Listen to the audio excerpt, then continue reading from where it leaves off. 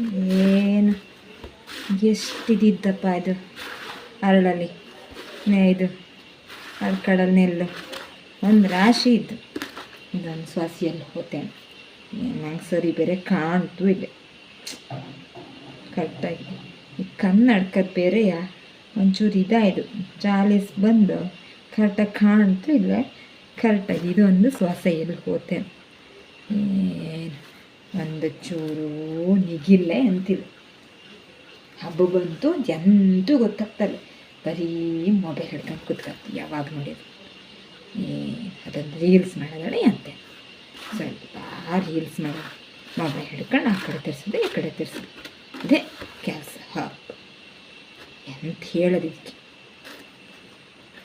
ಏನು ರೀಲ್ಸ್ ಮಾಡೋದು ಏನೋ ಒಂಚೂರು ಹಂಗಾರೆ ಒಂದು ಹಬ್ಬ ಬಂತು ಶ್ರಾವಣ ಮಾಸ ಬಂತು ಕೊಪ್ಪು ಮಾಡೋಣ ಒಂಚೂರು ಕ್ಲೀನ್ ಮಾಡೋಣ ಏನಾರು ಇದ್ದನು ಏನಿಲ್ಲ ಅದೊಂದು ಮೊಬೈಲ್ ಹಿಡ್ಕೊಳ್ಳೋದು ಏನು ರೀಲ್ಸ್ ಮಾಡೋದು ಕತೆ ಒಳಗೆ ಒಂದು ಅರಿಶಿನ ಪುಡಿ ಅದು ಗೊತ್ತಾಗ್ತದೆ ಸಾಂಬಾರು ಪುಡಿ ಅದು ಗೊತ್ತಾಗ್ತದೆ ಮೊನ್ನೆ ಒಂದು ಕತೆ ಆಗಿ ನನ್ನ ಸಾಂಬಾರು ಪುಡಿ ಎಲ್ಲ ಖಾಲಿ ಮಾಡಿಡ್ತು ಎಂತ ಒಂದೇನೋ ರೀಲ್ಸ್ ಬಂದು ಹಿಡ್ಕೊಂಡು ಅರಿಶಿನ ಪುಡಿ ಬದ್ದು ಸಾಂಬಾರು ಪುಡಿನೇ ಹುಯ್ದಿತ್ತು ಪುಡಿ ಏನು ಬರೀ ಈ ಮೊಬೈಲ್ ರೀಲ್ಸ್ ಒಳಗೆ ಆಗ ಬದುಕಲ್ಲ ಎಂಥ ಬುದ್ಧಿ ಹೇಳೋದು ನಾಲ್ಕನೇ ಮಕ್ಕಳು ನೋಡ್ಕೊಳಕ್ಕೆ ಹೋಗ್ತಲ್ಲ ಎಂತಿಲ್ಲ ಗಂಡಗೊಂದು ಕಾಫಿ ಮಾಡ್ಕೊಂಡೆ ಅಂದರೆ ಏನು ಮೂತಿ ತಿರ್ಸ್ತಾ ಹೋಗ್ತು ನನಗೆ ವರ್ಕಿದ್ದು ಎಂಥ ಸುಟ್ಟು ವರ್ಕ್ ಏನು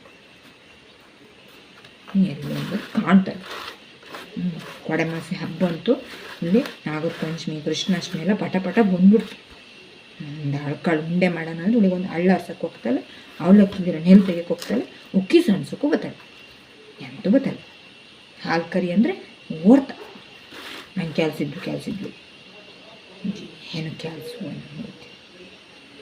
ನನ್ನ ಬಟ್ಟೆ ತೊಳೆಯೋದಲ್ಲ ಅದೊಂದು ವಾಷಿಂಗ್ ಮಿಷಿನ್ ಬಂದುಬಿಟ್ಟಿದೆ ತುರುಕ್ಬಿಡ್ತು ಬರೀ ಅಷ್ಟೇ ಅಂತ ಕೆಲಸ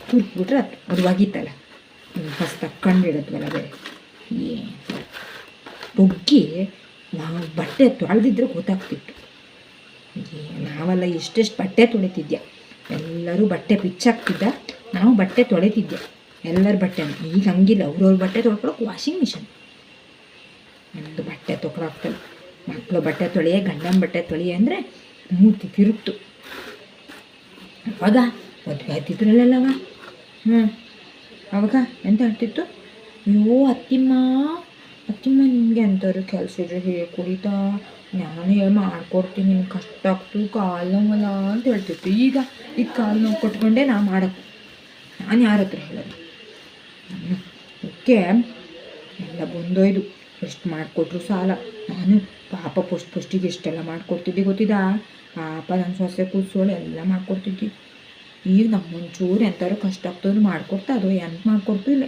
ಹೊರ್ತಿಸಿದ ಅದೆಂತ ಫಾಸ್ಟ್ ಫುಡ್ ಬಂದಿಲ್ಲ ಫಾಸ್ಟ್ ಫುಡ್ ಅಂತ ಫಾಸ್ಟ್ ಫುಡ್ ಏನು ಒಂದು ಸಾಂಬಾರು ಮಾಡಿ ಅಂದರೆ ಸಾರು ಮಾಡಿ ಅಂದರೆ ಗೊಜ್ಜು ಮಾಡಿರ್ತು ಎಂತೂ ಗೊತ್ತಿಲ್ಲ ಸೊಸೆ ನನಗೊಂದು ಮೊಬೈಲ್ ತಂದು ಕೊಡ ಅಂದರೆ ನಾನು ನೋಡ್ತೀನಿ ಅಂದರೆ ನಿಂಗೆ ಎಂತಕ್ಕೆ ಮೊಬೈಲ್ ಅತ್ತೆ ಅಂತ ಕೇಳ್ತು ನಾನು ನನ್ನ ಮಕ್ಕಳ ಹತ್ರ ಎಲ್ಲ ಮಾತಾಡಬಿಡ್ದ ವಾಟ್ಸಪ್ಪಲ್ಲಿ ವೀಡಿಯೋ ಕಾಲ್ ಮಾಡಿ ಮೊಮ್ಮಕ್ಕಳನ್ನ ನೋಡಬಿಡ್ದ ಅಂತೂ ನೋಡೋಕ್ಕೂ ಬಿಡೋದಿಲ್ಲ ಬರೀ ಇದೆ ಆಯ್ತು ಇನ್ನೊಂದು ಕನ್ನಡಕ ಬೇರೆ ಸುಟ್ಟಿದ್ದು ಕಾಣ್ತು ಇಲ್ಲ ಇದ್ರದ್ದು ಎಂತ ಇದೇನು ಸೂರ್ಯ ಇದು ಎಂತ ಸರಿ ಕಾಣೋದು ಇಲ್ಲ ಪೂರ್ತಿಯಾಗುವ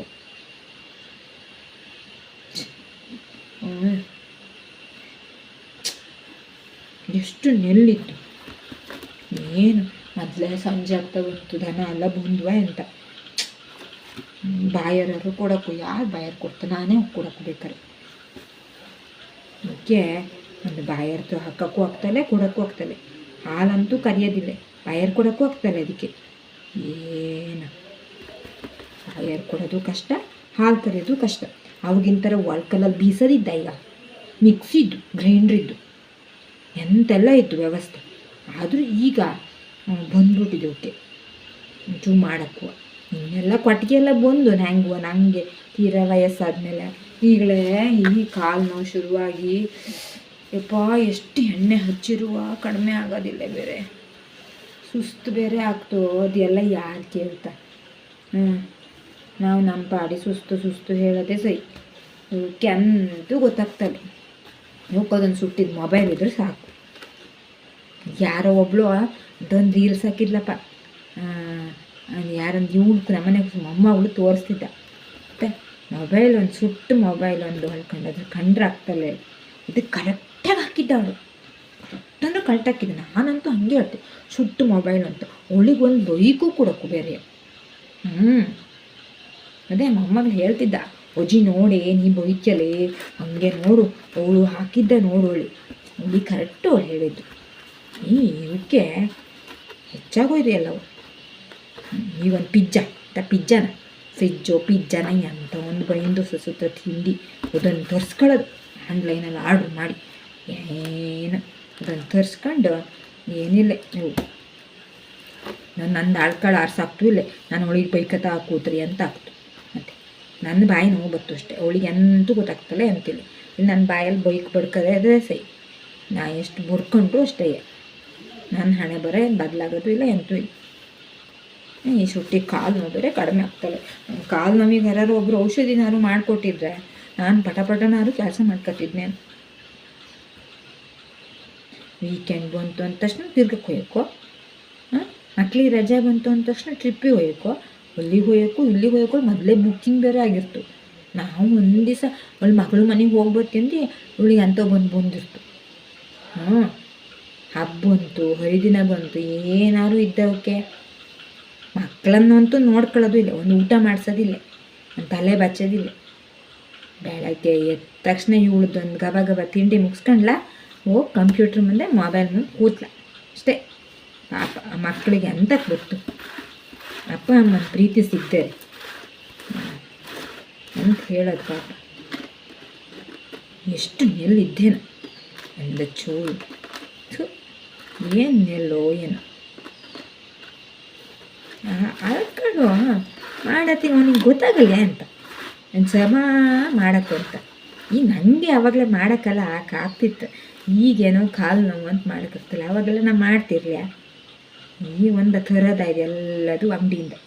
ಅವಲಕ್ಕಿನ ಸಹಿತ ನಾನು ಕುಟ್ಟಿ ಮಾಡ್ತಿದ್ನಪ್ಪ, ಭತ್ತ ನೆನೆಸ್ಕೊಂಡೆಲ್ಲ. ಈಗ ಎಲ್ಲದು ಅಂಗಡಿಯಿಂದ ಥರದಾಗಿ ಅರ್ಧ ಸೋವಿ ಅದು ಅರ್ಧ ಕಷ್ಟವೇ ಅದು. ಎಷ್ಟು ನೋಡಿದ್ರು ಹುಳ ಇಲ್ಲ ನೆಲ್ಲು ಇಲ್ಲ ಕಸ ಕಡ್ಡಿ ಎಲ್ಲ ಸಿಕ್ತು. ಏನು ಹೇಳೋದು,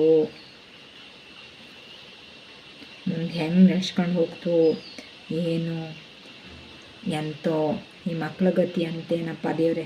ನಾನಿರೋ ತನಕರೆ ಮಕ್ಳಿಗೆ ಜಡೆ ಗಿಡ ಎಲ್ಲ ಚಂದ ಮತ್ತೆ ಈ ಸೊಸೆ ಕೊನೆ ಮೊಬೈಲೇ ಹಿಡ್ಕೊಂಡು ಕೂತ್ರೆ ಆ ಮಕ್ಕಳಿಗೂ ಮೊಬೈಲೇ ಒಂದು ಹೋಗ್ತಾ ಅಂತ.